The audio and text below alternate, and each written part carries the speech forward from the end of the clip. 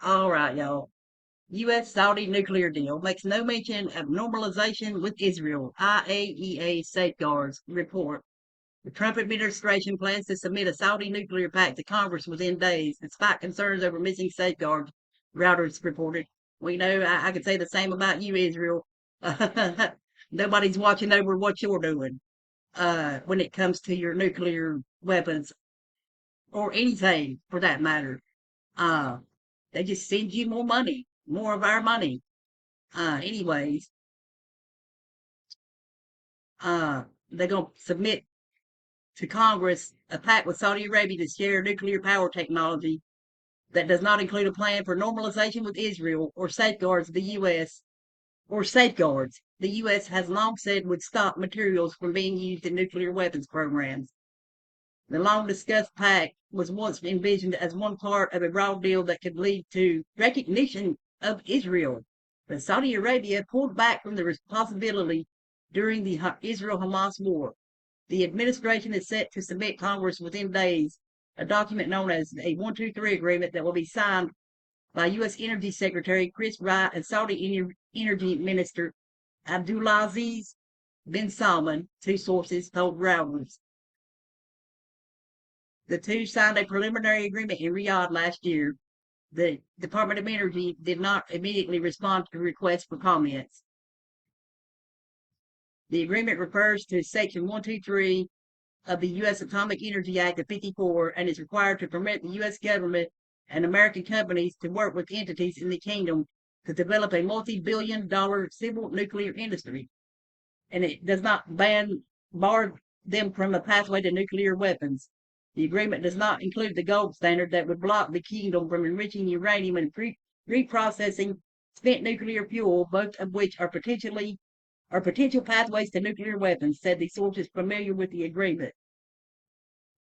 It does not include the additional protocol which grants the UN's International Atomic Energy Agency broad and more intrusive oversight over a country's nuclear activities, such as the power to carry out snap inspections at the undeclared locations and the sources who spoke on condition of anonymity to discuss sensitive issues. Well, neither do you, Israel. So, um, I mean, come on. Rules for thee and not for me. That's what they're saying here. Uh, they'll have 90 days to approve it. Uh, Ben Salman has long said if Iran developed a nuclear weapon, that they would too, feeling concern over arms control advocates and U.S. lawmakers over a civil nuclear deal. He told CBS in 2018 they do not want to acquire any nuclear bomb, but without a doubt, if Iran developed a nuclear bomb, we'll follow suit as soon as possible. It also said it reserves the right to enrich uranium. They agreed to the gold standard in 2009 when it signed a 123 agreement with Washington. The United Arab Emirates did. The anyway, uh, once it's submitted to Congress, they go into a review period of 90 days of congressional sessions for lawmakers to object, or they go into force. To block the agreement, Congress would need to pass a joint resolution and have a two-thirds majority to override any presidential veto. Many Democrats and some Republicans, including President Donald Trump's Secretary of State Rubio, when he served in the Senate, have insisted any agreement include guardrails. Okay. Uh like I said, they're bitching about them not having the oversight here, but nobody has come to check on, to inspect their locations of their nuclear facilities. Uh, so, and also I had read in another article that Israel's going to do everything they can to stop this from taking place. So, APAC. And also, Creeping death. Israel weaponizes yellow line to annex Gaza. Analysts and locals say the move mirrors what happened after the 67 war with Israel's occupation of the West Bank.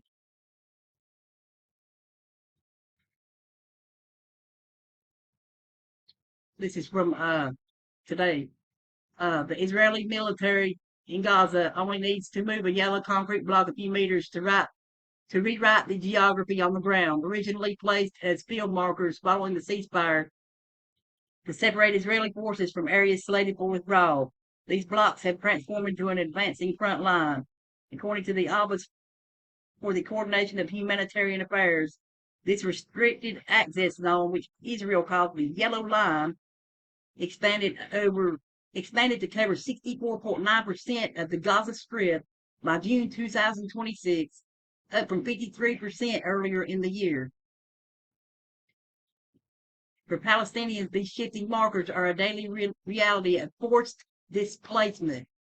The government media office in Gaza has reported 3,795 Israeli violations of the ceasefire, resulting in 1,168 Palestinians killed since the ceasefire agreement in October last year. UN data indicates that roughly a third of these deaths occurred in areas near this advancing demarcation line. And here is the where Israeli military sites, and then the new where the new ones are there. So they're going to be moving. They're moving the line. Uh,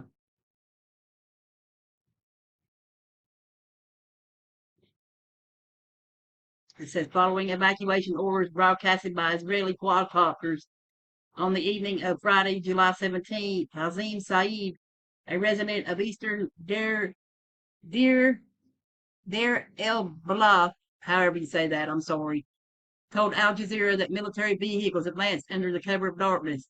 They pushed the yellow blocks between 300 and 350 meters. That's about 984 to 1148 feet westwards, threatening to shoot anyone who refused to leave.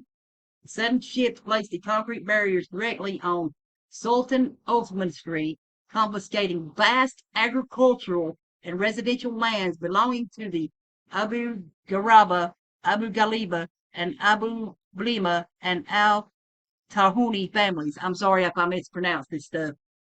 And, that's what it's all about, confiscating that land, that agricultural land and the residential. It's all about taking over the resources there. The yellow cube is now placed 2 to 4 meters from citizens' homes. That families such as Bin Said, Al and Abu Gharabe now find themselves living immediately west of the line, having lost the agricultural lands that were their sole livelihood. Anyway, there's that. I have another one here. It's talking about it.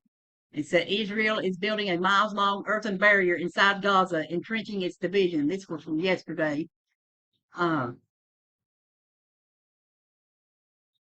Here, I'll play the video, but you can't hear the sound there. Let's see. It started from the beginning there. If it'll play.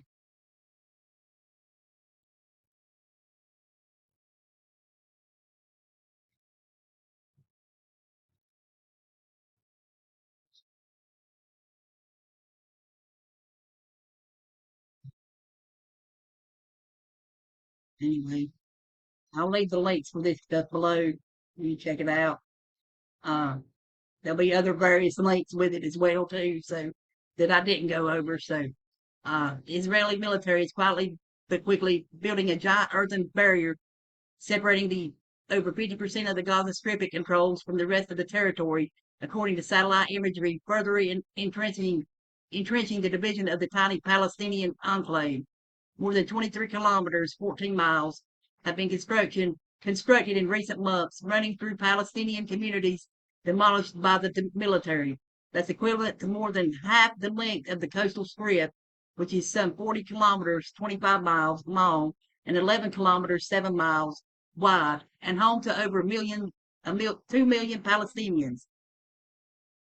When presented with the satellite images, Israel's military confirmed the Associated Press it has built a physical barrier in the area of the so-called Yellow Line, the boundary to which Israeli troops withdrew under the October ceasefire deal with Hamas.